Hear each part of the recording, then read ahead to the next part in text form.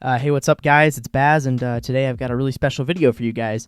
I was meaning to do this like earlier in the summer, but as you guys have seen, I've had some other projects that I wanted to do and put out on the channel. So this one's for you guys. It's a fan Q&A because I'm kind of in a weird position. I've got an audience of people who have been just, the subscribers or, people who have been watching me since like 2018, since I started, through the blog, through the podcast, whatever.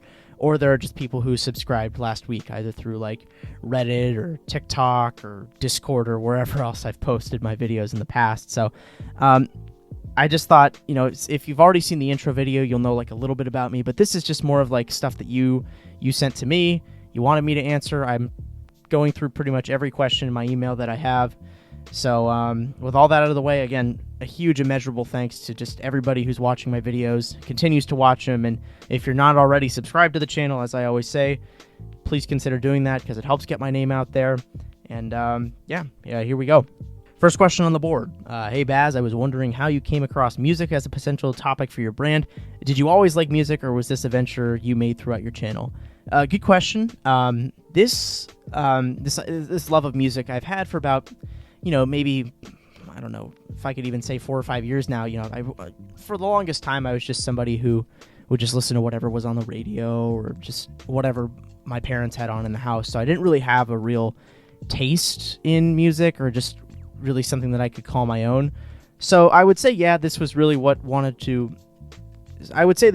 I did want to do with the channel. But if I could go back and, restart Bazz Reviews as a whole, maybe movies would be another like fun thing that I could do. Maybe in the future I'll do like a video, kind of tying together music and movies or something. So if you guys want to see that, I guess drop it down in the comments, because if there's an audience, I could definitely whip something up down the road. But no, I mean, music has been the love since the beginning.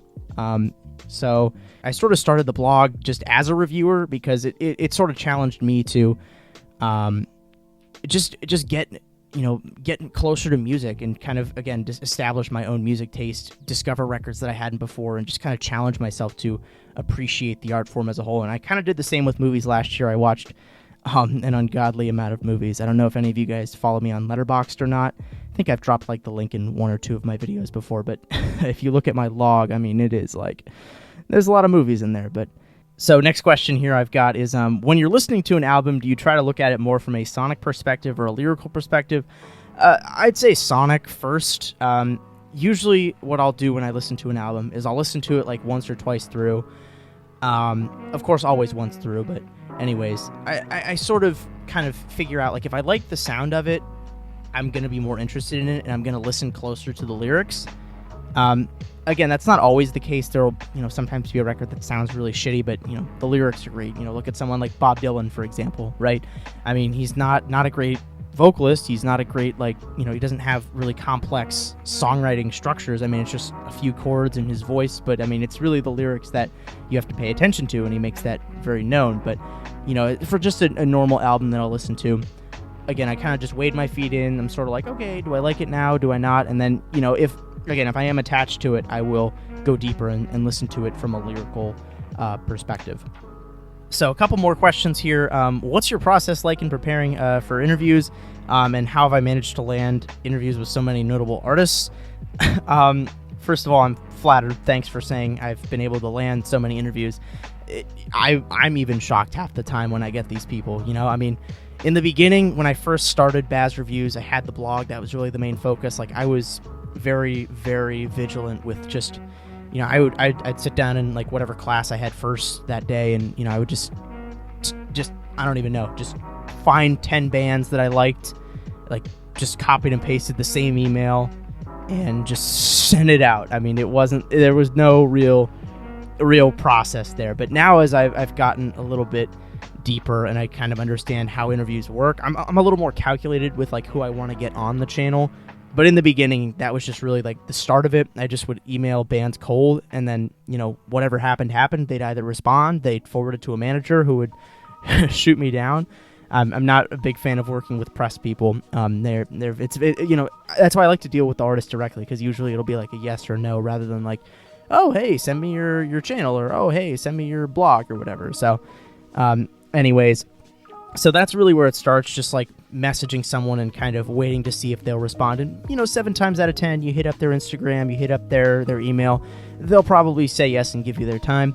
But then when I'm just writing questions, I sort of have like a base of questions that I draw from. Of course, you guys know, like influences, how do you make a song? How do you make a video? What are some of your favorites of each or least favorite of each? And, or just like goals for the future. I think all of those are really important kind of questions, because if you can't answer those confidently, I feel like your art really, you don't really have a real grasp on your art. Like, yeah, you should be happy with everything you've put out, but somewhere down the line, there's going to be something, okay, maybe I could have done this a little bit better or something. So I'm always just interested to hear like what the artist has to say about their own work. I want these interviews to sort of be a reflection of everything they've done and everything they plan to do. So that's basically that. Not really much more I can say there. So here's another interview question up next. So I guess this person found me through my Rough Criminal interview. So love the videos, keep up the great work. What are some of my favorite interviews, and are there any ones that I consider to be bad? It's such a hard question. I sort of talked about this on the interview I did for the Industry Plans Pogscast. It's just so hard to pick an interview that I would consider a favorite. I would be here all day. This video would be hours long. Like I could say, oh yeah, I loved this interview because blah blah blah blah blah, or I loved that interview because of blah blah blah blah blah. Of course, just every interview that I've done, I'm happy to have, and it's not very often that people get to have that privilege and platform and ability to interview people, but that's really at the end of the day what I'm fortunate for. But of course, on the other hand, there are a few I would consider to be bad or to have not gotten as well as I would have hoped. Not going to name names at all, but I'll kind of just give you a brief little description, and you can kind of figure out, if you're interested in just going onto my blog and seeing who I've interviewed, you might be able to figure this out for yourself. But one interview was 8 minutes long. The person was traveling through the desert and was just answering everything with 1 or 2 sentences. So I was like, there would be a pause, and I'm like, is that all? And they'd be like, yep, that's it, and then just moved on. There was one guy who I interviewed who just was really, he used my platform to sort of talk about his personal life and just kind of deny some allegations about him that had happened in the past. And to be fair, maybe I shouldn't have interviewed him in the first place, but I'm someone who can usually separate art from the artist. So I was willing to give him a platform, see if he would talk about the music. So maybe I'll go in and deleted it. So, anyways, that was bad. Another one was just, I did an interview with someone in September of 2020, and it didn't even publish till late December of that year, because it was sort of he I don't know, just wasn't happy with the product. I mean, I went off of the transcript. I copied and pasted everything he said. Of course, adding a comma or a word of clarity here and there, but I wasn't completely changing the questions. I don't know if he was under the influence or something, couldn't remember what he had said, but was like, no, wait, let's just do this all over again. And I'm like, okay. So that took a while to kind of figure out, hey, did you do the questions yet? Hey, did you do the questions yet? Once a month for a couple months. And then, thank God, I got all the questions, and they ended up being way shorter. So those are just a few that I would consider to be bad off the top of my head. I'm sure there's, some in the beginning that I would probably redo because they were kind of short and I wasn't as experienced of an interviewer. But yeah, no, I don't really have a favorite interview of any sort. Like I said, I would just be here all day talking about every interview that I've done. So next question here, is there a genre of music that I straight up dislike? If so, why, and what have I listened to that has put me off from the genre? Country music. Cannot stand it. When I was growing up, my parents would play it all the time. Even when I visit home, it's just that's all we listen to. It's just, my problem with country music is it's very formulaic if we're looking at it from a modern standpoint. It's funny, my family will sort of joke around. It's you hear the same country artists, and they have kind of the same 4 things that make their songs complete, and it's girls, trucks, beer, and Jesus, and that's basically, if you've got all those 4, you've got a country song. I don't mind earlier country stuff, Johnny Cash, Willie Nelson, even someone like Orville Peck, who's on Sub Pop Records, really talented outlaw country artist. I like what he's doing a lot, but just most of the main popular country music, Morgan Wallen, Florida Georgia Line, Luke Bryan. I can't really stand any of those guys. And also, I find it really weird how they rip off like a lot of like just modern trends in popular music. Like, there's country rap, there's like EDM beats. It's like there really isn't a real identity with country music except for through the vocalists. And I feel like that's really, a lot of the stuff that's coming out now isn't really going to age as well in like, like 10, 15, 20 years down the road. So, that's the genre I would say is my least favorite. Again, most of the time, as you guys know, I try to review pretty much anything and everything across the musical spectrum. I won't really review a lot of like modern like pop rap. I'm not a huge fan of that, but from time to time I will give my thoughts on those. But anyways, next question here, getting into some more casual ones. I've got one that says, as you know, the other day I was driving whilst listening to one of my favorite Spotify mixes. During the pleasant listen, a song popped up, but I had never heard it. Alas, when I checked to see who the artist was, it was Young Lee, and I nearly crashed my car in fear. Oh no. So the question is, where would be a good place for a beginner level drainer to start to get into their music? It really depends on the artist. I would say for Young Lean, you would definitely want to start with his early stuff like Unknown Death, Unknown Memory. Both of those are great. Even the singles like Ginseng Strip, Kyoto, both really great if you want to start with his stuff. With Blade, I would probably say go with Ice Dancer is really good. Glue is another fan favorite. Ever Since is also pretty solid, but some of his stuff as of late is sort of like hit or miss. 333 was okay. Was not a big fan of Exeter, and the Fool was solid. I'll give him that, but definitely start with some of his earlier stuff to get into the Drain Gang stuff, and then like all the stuff like the collab records, like I don't even know what it's called. It's just like it's a collab record of Drain Gang. It's like Echo 2K, Tyboy Digital, Young Lean, and all the producers, they sort of like come together for a record and make one. There's a few on Spotify. I'm blanking off the top of my head right now, but I'm sure you'll find them eventually. There's a PS here. Blue Velvet was overrated, and it was. I don't know about that. So somebody asked me, what's my opinion on video game music, and do you have a favorite game? I've been listening to a lot more video game music since I got into Scott the Woz. He finds some really great hidden gems from some OSTs out there. I've sort of used a few, video game tracks in recent videos, in the Far Side when I was using mostly Nintendo stuff. So yeah, I would say I like video game music. It's cool. I don't really know enough about it. But this question I really can't answer very confidently because I'm not a gamer. I don't really have a favorite game. I mean, I usually just play like Mario Kart or Smash Brothers from time to time when I'm like bored. And, I'm okay at it. I guess favorite Mario Kart game would probably be like Mario Kart Double Dash or DS. Because, those are games I grew up playing. They're fun. Even Wii, I guess I grew up playing more. But still, Double Dash, it's a fun game. I wish they did another one or just had like a 2-player mode in future games. DS really was it was my first introduction to the series. And then Wii's broken. The tracks are okay, but it's really hard to beat single player. Anyways, moving on here. So have I ever played Among Us? Another video game question here. Yes, I have, and I think it's kind of overrated. I think for some reason I talked about it on a podcast I was on, or one of my YouTube videos. I talked about how I thought it was overrated.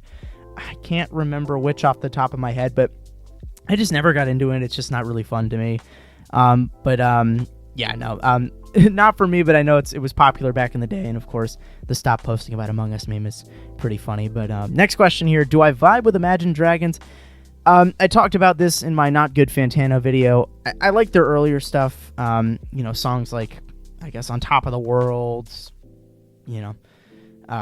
like Radioactive, It's Time. Those are all, pretty solid songs. But then when you get deeper, Thunder's kind of annoying, Believer's annoying. Just not really a lot of substance on their newer stuff, and especially not on Origins, which I reviewed for that video. Was not a fan of. So yeah, I would say that their earlier stuff's okay. Anything past that is not like my favorite. So next question here. What is my favorite Studio Ghibli movie? I'm not like an anime, like, I'm not a big like anime fan. Like, I've seen some stuff, but I haven't like gotten like very immersed into the genre as a whole. I still have a lot more to see. But Studio Ghibli makes some pretty fucking good films, man. I would probably say my favorite at the moment is Spirited Away. It's a great film. A close second would probably be Grave of the Fireflies. But like non-Studio Ghibli anime, I would probably say is Perfect Blue, an incredible movie by Satoshi Kon. If you've seen Black Swan, some scenes were taken from that. You probably know that by now. But anyways, favorite Studio Ghibli movie, it's Spirited Away. Then we got a rapid-fire set of questions here. What's the worst music fan base, in my opinion? Favorite ice cream flavor and favorite clothing store? Worst music fan base is somebody who thinks that 70s, 80s, and 90s rock is the best. All those like just regular like dad rock, like hard rock bands from that era. Not a big fan of those groups. Also like Drake, Future, like pop rap fans. Their fan bases are kind of toxic. Favorite ice cream flavor, I'd probably say is cookies and cream. But just some other flavors from here and there that are like kind of special. I'll nosh on, but just standard flavors, cookies and cream. Favorite clothing store. Usually I buy most of my clothes thrifted, so I guess if Depop is a store or a storefront, give me that. But for new clothes, I like Nordstrom. And then last question here. Some goals for Bazz reviews going forward. Like I mentioned in the intro, I mean, this channel has exceeded all of my expectations. I was not expecting to have this many eyes on like anything that I'd ever done. So, I mean, this is like the again, like I said, most eyes I've ever had on my stuff. So, thanks again for that. That's just a big goal, is to just keep growing and reaching new audiences. And, I'm hoping to do that with TikTok. But again, you know how that works. It's like they only watch that video and don't subscribe to the channel. So there's got to be more of a call to action there on my part. So probably marketing videos is better. Got to work on that a little bit. And even just like expanding just to like meet new creators. Like if there's anything that you want me to appear in, if you want me to do an interview for your channel, if you want to be in one of my videos, I've got a shit ton of scripts on deck. If you want to work together, just send me an email, bazzreviews@gmail.com. Those are probably the three biggest goals. Just keep growing, better marketing skills, and just growing my circle a little bit bigger. So, yeah, that's my Q&A. Thanks again to everybody who submitted questions. Hope you guys enjoyed this video. It gets a little more of a window into what I do as a creator. But this is Bazz signing off, and we'll see you on the next one. Thanks again.